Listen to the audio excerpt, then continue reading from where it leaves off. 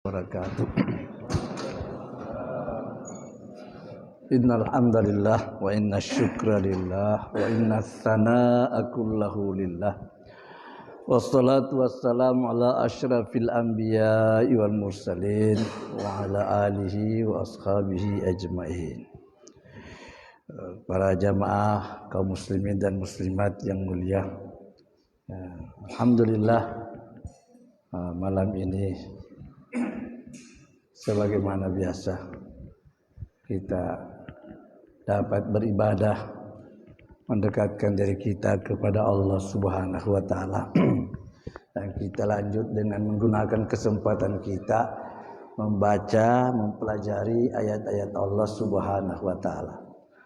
Yang insyaallah malam ini kita mulai masuk pada ayat yang ke-8 dari surah Al-An'am. Jadi ayat ke-8 dari surah Al-An'am. A'udzu billahi minasyaitonir rajim. Bismillahirrahmanirrahim. Wa qalu laula unzila alaihi malak walau anzalna malakan laqudiyal amru tsumma la yunzarun. Jadi ayat yang ke-8 ini sebagai lanjutan penyampaian atau keterangan Allah dari ayat yang sebelumnya. Sebagaimana ayat yang sebelumnya, Allah menyampaikan, membicarakan sikap dan perlakuan manusia-manusia durhaka yang menolak, menentang dan mempermain-mainkan Nabi Muhammad sallallahu alaihi wasallam. Sampai mereka minta diturunkan surat keterangan dari langit yang membuktikan bahwa betul engkau adalah nabi. Kalau istilah kita sekarang, dalam istilah bahasa kita, semacam mandat begitu. Mereka minta bukti kebenaran dengan adanya surat yang langsung dari langit, yang di situ menyatakan bahwa betul Muhammad itu rasul. Kalau sudah Allah yang mengutus rasul, mandat apa yang ditunggu? Ya kalau namanya manusia biasa, kita dalam pergaulan sehari-hari kita, sesuatu yang sangat wajar. Kita butuh mandat dari orang kepercayaan, dari orang-orang yang kita anggap sebagai orang terhormat. Itu untuk kita dalam urusan kita yang kita buat sendiri. Tapi kalau urusan kenabian, urusan kerasulan tentang pribadi Nabi Muhammad, lalu itu masih membutuhkan keterangan berupa surat, padahal yang mengutus Nabi Muhammad itu ialah Allah. Nabi Muhammad dengan kerasulannya tidak ada campur tangan manusia di dalamnya. Kita hanya menerima sebagai satu rahmat, cinta dan kasih sayangnya Allah kepada hambanya. Nah, di sini lagi Tuhan melanjutkan pembicaraan itu. Wa qalu, dan mereka juga berkata, laula unzila alaihi malak, mengapa tidak diturunkan kepada Muhammad supaya ada yang menemani, mendampingi dia, malaikat. Mengapa tidak ada malaikat yang tampil, dilihat, disaksikan oleh mata kepala, supaya ada yang nyata mendampingi Muhammad? Ya, kalau sekedar dirinya saja yang mengaku sebagai rasul, itu buat mereka sangat-sangat meragukan. Jadi dia mengatakan laula unzila alaihi malak, kenapa tidak diturunkan kepada Muhammad itu malaikat, langsung berdiri di tengah orang banyak, menyampaikan, mengumumkan bahwa dengan ini dinyatakan Muhammad adalah rasul. Tuhan katakan lagi, walau anzalna malak, sekiranya kami turunkan malaikat, laqudiyal amr, selesailah urusan. Kalau kata-kata laku dial amr diputuskan urusan, artinya habislah urusan sampai situ. Tsumma la yunzaru, kemudian tidak diberi tempo lagi. Apa maksud Allah? Kalau yang mereka maksudkan itu yang harus diikuti. Habis perkara. Kalau malaikat harus tampil, dilihat dan disaksikan oleh mata kepalanya sendiri, habislah urusan, hancurlah kehidupan ini. Bagaimana bisa malaikat mau dipermainkan untuk ditampilkan seperti manusia? Kalau itu yang mau dituruti, qudiyal amr, selesai perkara. Artinya ya ada pendapat yang menilai bahwa qudiyal amr itu artinya kiamatlah dunia ini, paling tidak kiamatlah urusan ini. Nah, kenapa hal itu dikatakan seperti itu? Karena malaikat itu dalam artian sebagai rasul atau utusan Allah tidak bisa diperlakukan terhadap dirinya dengan kemauan kita. Dia hanya datang dengan keadaannya, tidak lebih daripada apa yang dikehendaki oleh Allah untuk dirinya.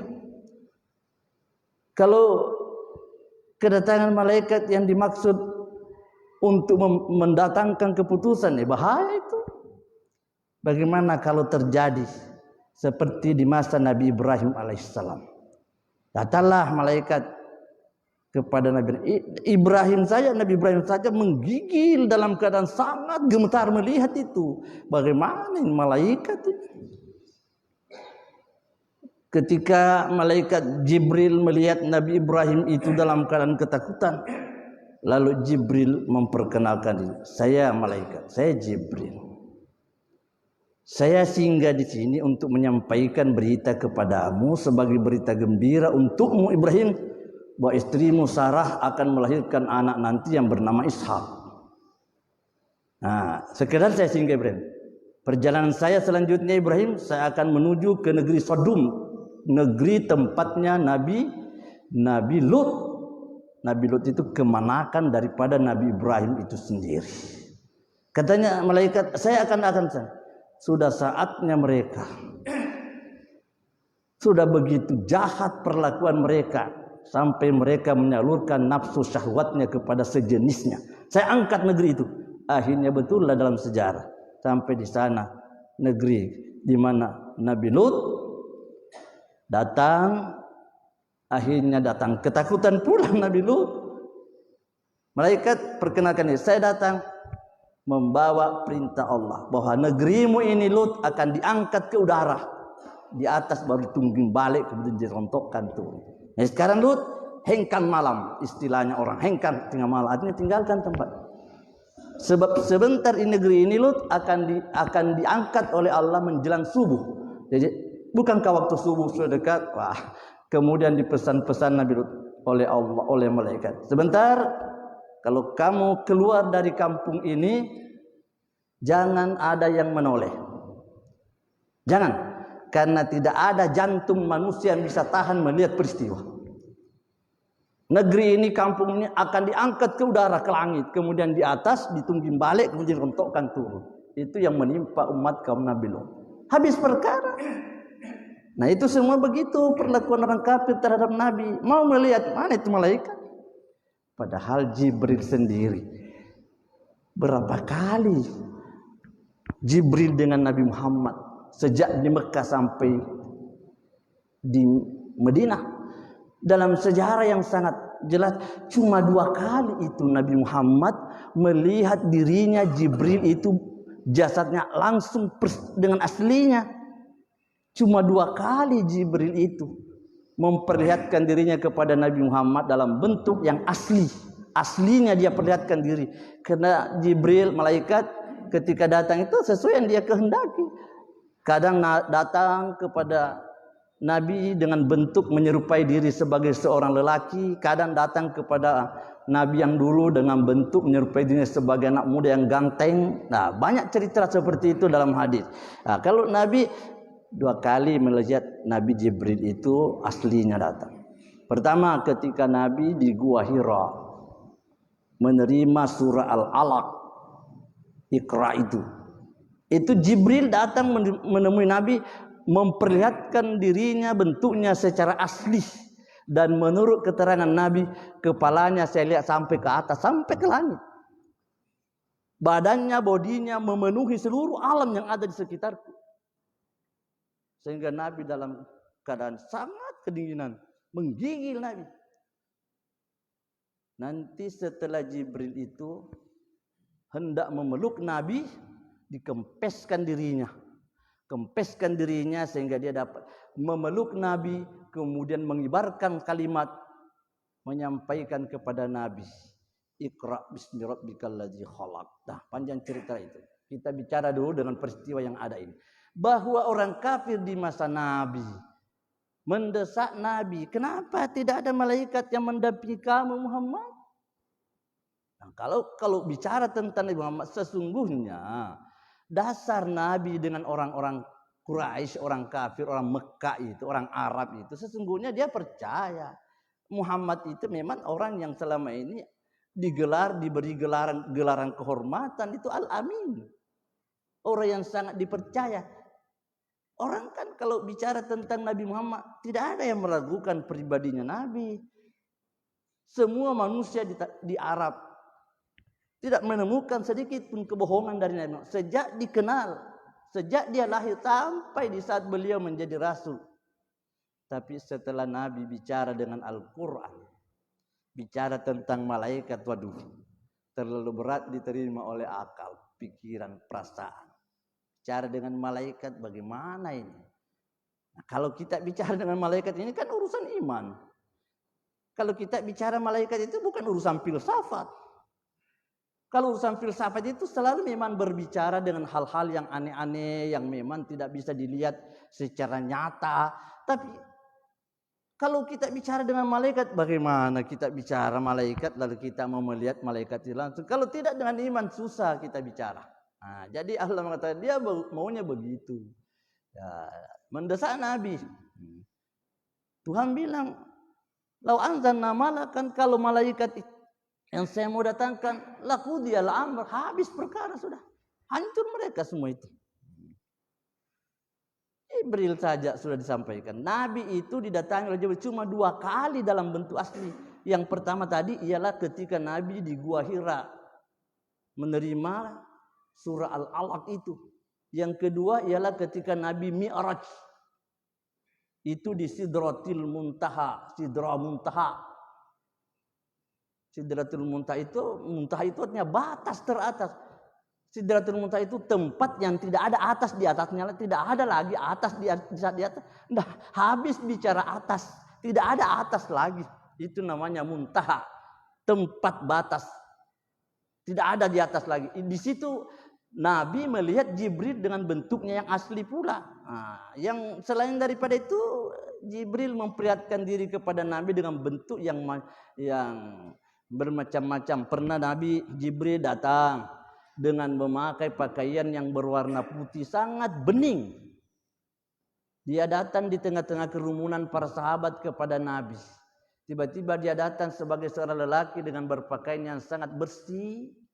Dalam riwayat itu dikatakan tidak ada tanda-tanda bahwa ini orang dari jauh. Begitu bersihnya pakaiannya. Tiba-tiba dalam kedatangannya itu langsung angkat pertanyaan kepada Nabi. Muhammad, mal iman. Apa itu iman? Selesai Nabi jawab, mal Islam, apa itu Islam? Semua dijawab oleh Nabi.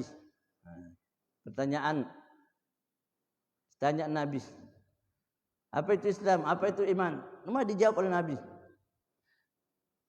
Terus tiba-tiba dia bertanya lagi, mata sa'ah, kapan terjadi kiamat? Oh, Nabi bilang, oh kalau itu bukan urusan itu.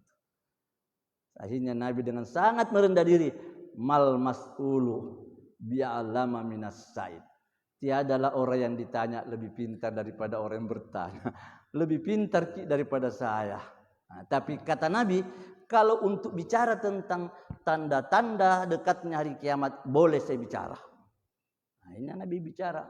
Saya hanya bicara tentang bisa dekat-dekatnya. Nah, mana itu? Nabi sebutkan. Antalidal amatu rabbataha, kalau budak perempuan sudah melahirkan tuannya. Apa maksudnya? Budak kan anak. Tiba-tiba dia melahirkan tuan, anak melahirkan mama. Bagaimana maksudnya?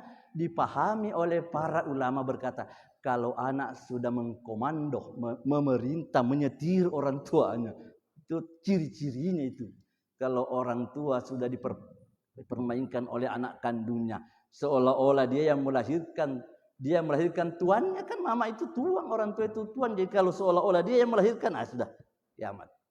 Nah, panjang ceritanya lagi, Nabi disebut kali apabila laki-laki sudah dikala banyak oleh perempuan, sehingga dalam riwayat yang cukup banyak diceritakan itu sudah berkesimpulanlah kita, keadaan seperti itu semua menjadi tanda-tanda datangnya kiamat. Lagi-lagi kalau dalam hadis Nabi yang lain dikatakan la taqumus sa'atu hatta yatabahan nasu fil masajid. Tidak akan terjadi kiamat sebelum manusia berbangga-bangga, bermewah-mewah dengan bangunan masjid. Apa maksud Nabi? Orang hanya berbicara, sibuk dengan mengurus fisiknya masjid, indahnya masjid dan sebagainya. Tapi orang tidak prihatin melihat masjid itu sepi dari jamaah. Kalau bicara tentang bangunan fisiknya masjid, wah, semua orang seolah-olah menjadi semarak memang. Orang semua senang kalau di kampung kita masjid indah, mewah dan sebagainya. Tapi pada saat yang sama, orang tidak prihatin melihat kalau masjid itu tidak ramai dengan jamaah. Sehingga kalau untuk bangunan mewah bolehlah orang mau. Tapi kalau diajak untuk merutinkan salat berjamaah umpamanya, itu susah. Nah, itu Nabi bilang juga begitu. Kalau masalah seperti itu sudah tanda-tanda kiamat itu. Nah, jadi kita tidak menyelesaikan itu. Kita dengan ayat ini dulu. Bahwa Nabi itu didesak oleh umat untuk bagaimana malaikatmu itu datang. Tuhan melanjutkan keterangan itu lagi. Setelah Tuhan mengatakan laqudil amru walau ja'alnahu malakan, seandainya kami mau mengadakan menjadikan malaikat, kalau itu yang saya mau ikuti Muhammad, la ja'alnahu rajulan, niscaya saya akan jadikan malaikat itu dalam bentuk laki-laki. Laki-laki yang Allah mau tampilkan. Kenapa seperti itu? Ya memang begitu ceritanya, karena orang yang bertanya ini sepertinya orang yang mau jago-jagoan dilihat bertanya kepada Nabi. Terlalu pertanyaan yang sangat dipahami, bahwa pertanyaannya bukan justru bertanya karena memang mengharapkan sesuatu itu. Dia bertanya kepada Nabi untuk memojokkan Nabi, supaya dengan itu Nabi kan tidak sanggup lahirnya nanti jadi ejek Nabi. Jadi Tuhan mengatakan kalau itu yang saya mau, laja'alnahu rajulan, saya datangkan malaikat, laki-laki. Walalabasna alaihim ma yalbisun. Tapi ingat, seandainya hal itu kita terima, bagaimana? Lalabasna alaihim. Kami juga akan buat jadikan mereka itu tetap ragu. Tidak mungkin bahwa dengan mengikuti kemauannya lantas mereka mau beriman kepadamu, tidak bisa. Hati yang sudah terkutuk begitu rupa, apapun yang dilihat di depan mata, kalau hanya berkata mana bukti kekuasaan Allah, ya Allah, banyaknya bukti kekuasaan Allah di alam ini. Tapi kalau dengan permainan seperti itu, apa yang kita tunggu? Mereka pasti dibuat ragu juga, sebagaimana ragunya mayal bisun, sebagaimana ragunya yang sekarang ini. Lalu begini saja, Allah beritahu nabinya. Kesimpulannya Allah sampaikan kepada Nabi Muhammad, walaqadistuhziya birusulin min qabli. Sungguh telah diejek rasul-rasul sebelum engkau Muhammad. Masalah ejekan dalam beragama bukan soal baru. Bukan. Itu sunnah Allah. Di surah Al-Isra juga seperti itu. Ada ayat di surah Al-Isra yang kita sering juga baca. Tuhan mengatakan, Tuhan menyampaikan kepada Nabi yang kita baca juga, bahwa memang persoalan diejeknya orang-orang saleh, orang Nabi itu dikatakan sunnata man qad arsalna qablaka mir rusulina. Itulah sunnah, artinya ketetapan yang berlaku. Kemana persoalan ketetapan ini? Mangqad arsalna qablaka, pada orang yang kami utus sebelum engkau Muhammad, mir rusulina, dari rasul-rasul kami. Walan tajida li sunnatina tahwila, dan kamu tidak mungkin bisa mendapati perubahan daripada keputusan Allah. Tidak bisa. Sudah begitulah hidup. Jadi kalau dengan agama lalu orang tidak mau bersabar, memang susah. Agama yang kita mau tampilkan, agama yang kita mau bawa di tengah-tengah keluarga, di tengah-tengah masyarakat, lantas kita tidak berlapang dada, memang tidak jadi. Memang tidak jadi. Susah memang. Oleh sebab itu dalam beragama kita selalu dibekali. Minta kesabaran, minta keikhlasan, minta kejujuran. Itu terus. Karena persoalan itu memang itulah kehidupan yang Allah katakan tidak akan berubah. Tidak akan berubah. Artinya untuk menghabisi manusia mengejek di dunia itu sesuatu yang mustahil. Tuhan sudah katakan tidak bisa berubah lagi. Jadi persoalannya bagaimana kita jalan dengan tenang, dengan akhlak, dengan pendekatan diri kepada Allah sehingga amal kita tetap bertambah. Dan tidak usah kita terpancing dengan emosi, tidak usah kita macam-macam dengan orang yang menolak agama.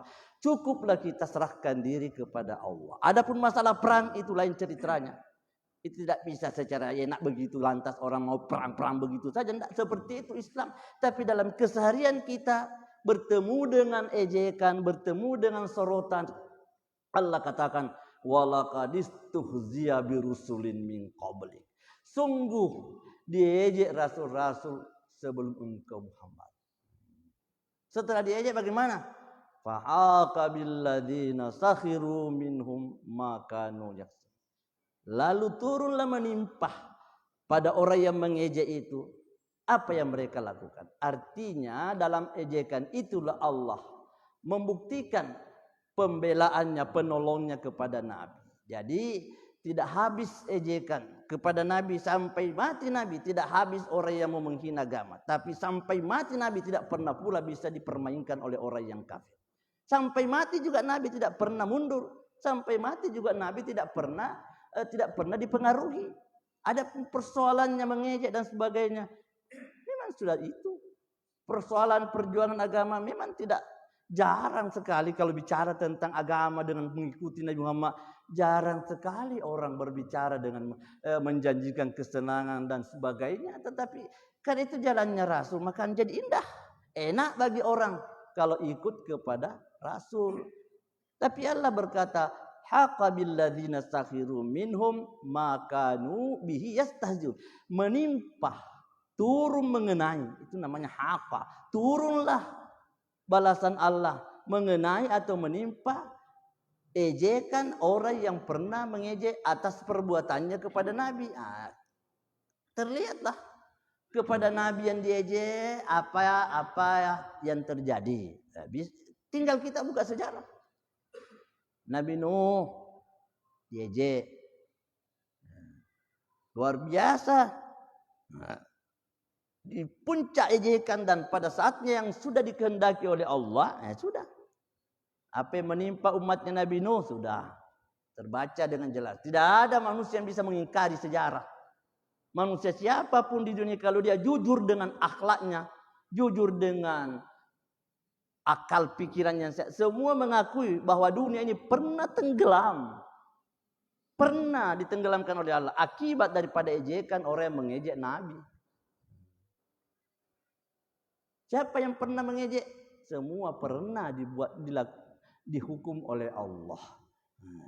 Umatnya Nabi Hud, umatnya Nabi Saleh.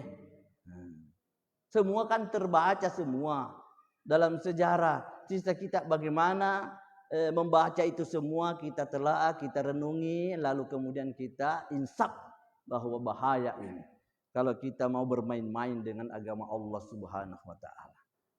Jadi Tuhan menyampaikan hal itu. Lalu kemudian Allah mengatakan kul siru fil ard.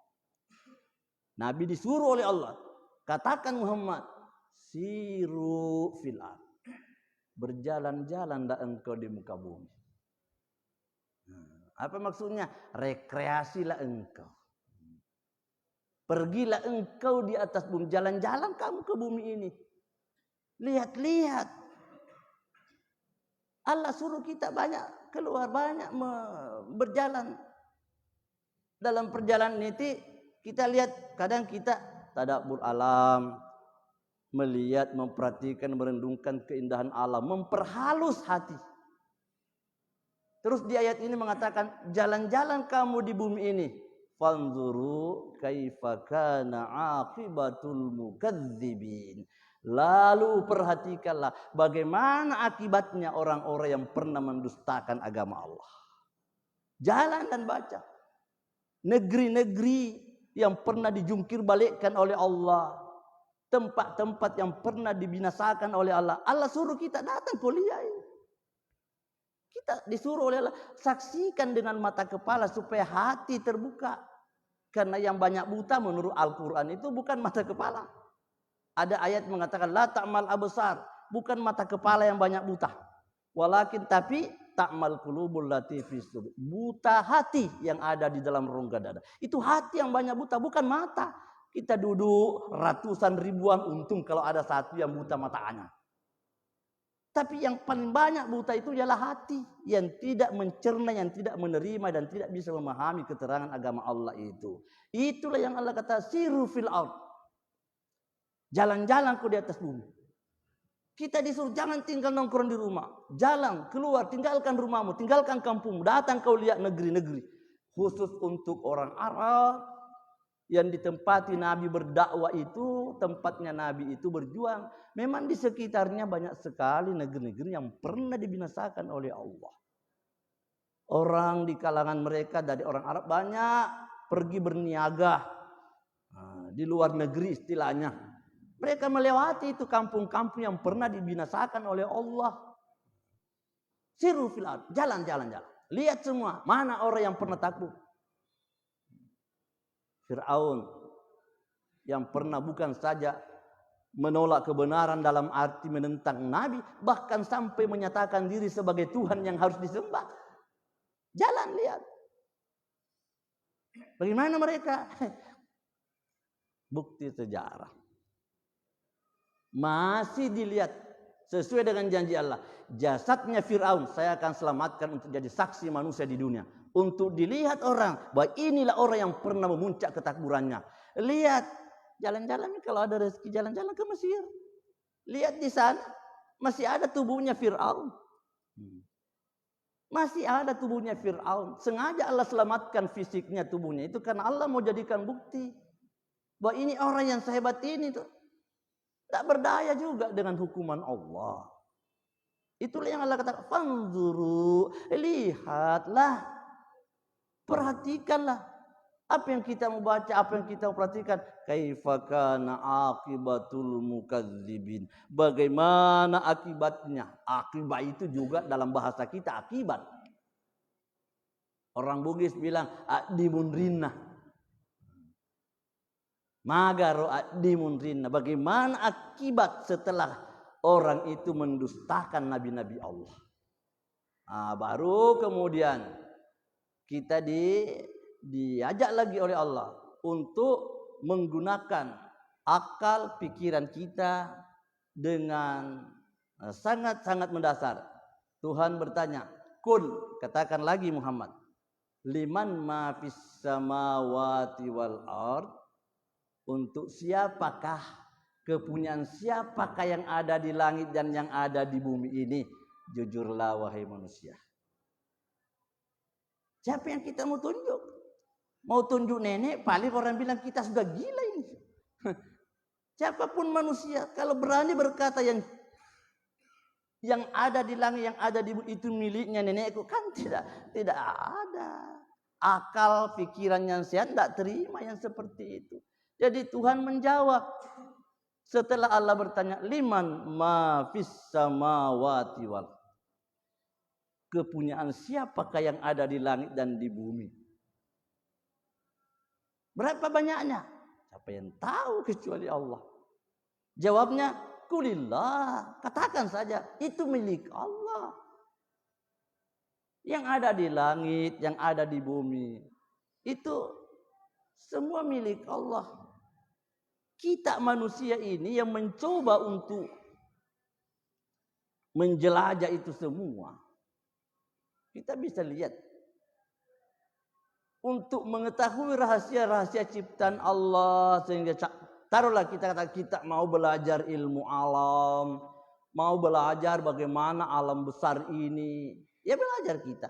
Tapi dalam kenyataan belum pernah ada orang yang cukup umurnya untuk mengetahui semua ciptaan Allah di langit, apalagi di bumi, apalagi di langit.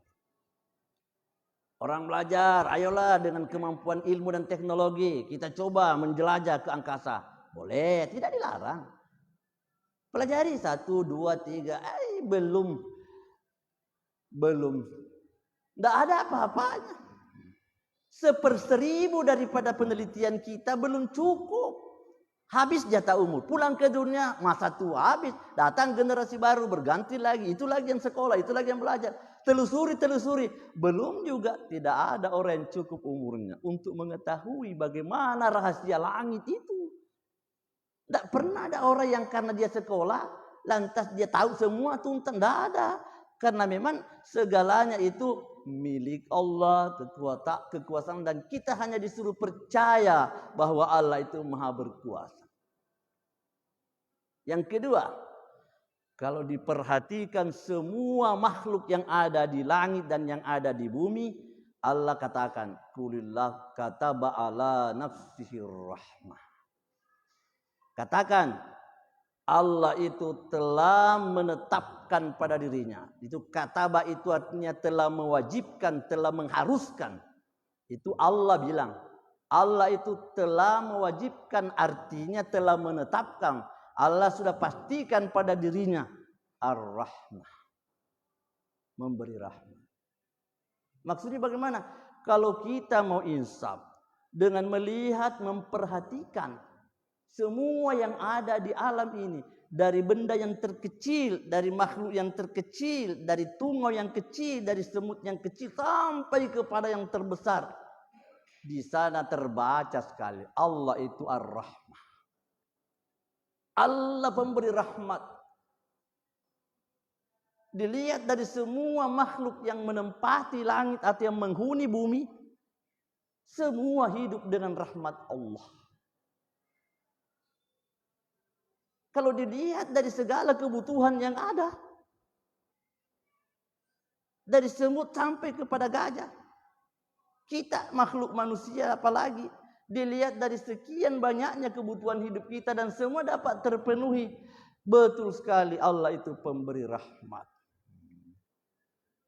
Manusia itu dengan rahmat Allah. Sehingga kalau menurut Nabi, kalau dengan hanya mengandalkan amal, seandainya amal kita mau dinilai dengan yang kita lakukan, lalu kita mau dinilai dengan balasan surganya, apa artinya amal kita dibandingkan dengan balasan Allah, surga Allah? Amal yang dikerjakan dalam waktu yang sangat singkat di dunia, dikasih surga untuk selama-lamanya, berapa artinya? Kita dengan Allah, tarikan napas kita yang keluar masuk melalui mulut dan hidung kita, semua terbaca dengan rahmat Allah. Orang kalau dengan kehabisan oksigen umpamanya, sebagai bentuk rahmat yang tidak bisa dipungkiri oleh manusia. Manusia hidup tanpa oksigen, bagaimana ada hidup tanpa oksigen? Coba kalau kita hidup 24 jam kita menghirup udara, 24 jam kita menghirup oksigennya Allah. Nah kalau umpamanya dalam sampai setengah jam, satu jam kita kehabisan oksigen, terlambat 5 menit oksigen kita, orang mau bayar berapa? Habis-habisan kita, habis bayar sekian. Yang penting saya bisa menghirup udara, bisa dapat oksigen. Dengan waktu yang hanya 5 menit, 10 menit kita butuhkan oksigen, dibayar sampai puluhan dan ratusan juta. Orang mau. Jadi bagaimana nikmat Allah yang kita hirup dalam hidup siang dan malam ini? Apa maknanya ini? Allah katakan kataba ala nafsihi rahmah. Allah itu sudah menetapkan pada dirinya mau memberi rahmat kepada hambanya. Cuma kita ini hamba yang tidak tahu diri. Kita yang kurang sadar. Kita terlalu arogan kita. Dengan sedikit bertambah harta, bertambah uang, bertambah modal. Lupa salat, lupa infak, lupa zakat. Itu manusia. Tapi yang pasti Allah itu memberi rahmat. Lalu dalam hadis Nabi itu dikatakan. Diibaratkan Allah punya 100 rahmat. Di dunia ini cuma diturunkan 1 rahmat. 99 rahmat itu Allah tunda nanti di akhirat. Khusus untuk orang-orang saleh. Di dunia ini diturunkan 1 rahmat. Dari 1 rahmat ini kita berkumpul makhluk manusia dan binatang. Berapa banyaknya manusia senang gembira di dunia, nikmat di dunia. Berapa banyaknya? Susah menghitungnya. Sampai dengan 1 rahmat itu. Dari percikan dari 1 rahmat itu kata Nabi. Sampai seekor induk binatang. Siap dinaiki punggungnya oleh anaknya. Karena kasih sayang. Dan itu percikan dari rahmat Allah. Sampai seekor induk ayam loncat menyerjang orang hebat. Tidak tahu diri kasihan. Satu kali saya ditangkap dia pepeang agai wakwe. Tahu segak diluper ditor. Kenapa dia loncat itu ayam? Karena kasih sayang kepada anaknya. Dari mana kasih sayang itu? Dari Allah yang sudah menetapkan pada dirinya. Dan berapa banyaknya orang yang kaya di dunia, berapa banyaknya orang yang senang-senang di dunia, yang kafir, yang muslim, yang apa banyak. Ternyata menurut Nabi itu dari 1. Nah, bagaimana kalau 99 rahmat itu dalam hadis wa akharallahu tisna wa tis'ina rahmah, Allah undurkan, Allah tunda 99 rahmat. Itu Allah tunda nanti di akhirat baru diberikan. Siapa yang dikasih? Khusus untuk hamba Allah yang sah. Tidak ada kebagian orang kafir, tidak ada. Dalam ukuran agama. Jangan bilang mau senang-senang, mau punya rumah, punya ini. Seteguk air minumnya surga akhirat. Tidak akan kebagian orang kafir. Dan itu bukan bahasa yang berlebih-lebihan. Itu sudah vonis agama. Kalau kita mati dalam dosa dan tidak ditobatkan, akhirnya jadi penghuni neraka. Kalau sudah penghuni neraka, seteguk air minum pun tidak. Jadi kita lihat, oh iya kata bah ala nafsi. Allah itu sudah menetapkan rahmat. Kasih sayang itu meliputi makhluk. Sehingga pernah di satu ketika Nabi menggendong cucunya. Menimang-nimang cucunya. Anaknya Fatimah. Tiba-tiba ada seorang berkata, ya Rasul, sampai begitu juga perbuatan Nabi. Rasul, main-main juga dengan anak. Saya punya anak, wahai Rasul Muhammad. Saya punya anak 10 anakku. 1 pun tidak pernah saya cium. Oh, itu. Orang itu berkata kepada 1 pun anakku tidak ada yang saya cium sampai sekarang. Nah sudah 10. Ya Muhammad masih sempat mencium-cium cucunya. Nabi mengatakan, ini rahmat yang Allah curahkan dan Allah berikan kepada. Innama yarhamhumur rahmanu min ibadihir ruhama. Hanya dirahmati. Hamba Allah dirahmati dari hamba Allah yang suka juga menyayangi. Dahulukan perasaan itu. Buat suasana kehidupan. Alangkah indahnya hidup kita bermasyarakat, bertetangga, berbangsa, bernegara. Kalau persoalan ini dihayati. Untuk bagaimana menanamkan kecintaan terhadap sesama, kedamaian terhadap sesama. Bagaimana indahnya Islam ini. Jangankan kita, kata Nabi Muhammad, sebagai satu bentuk.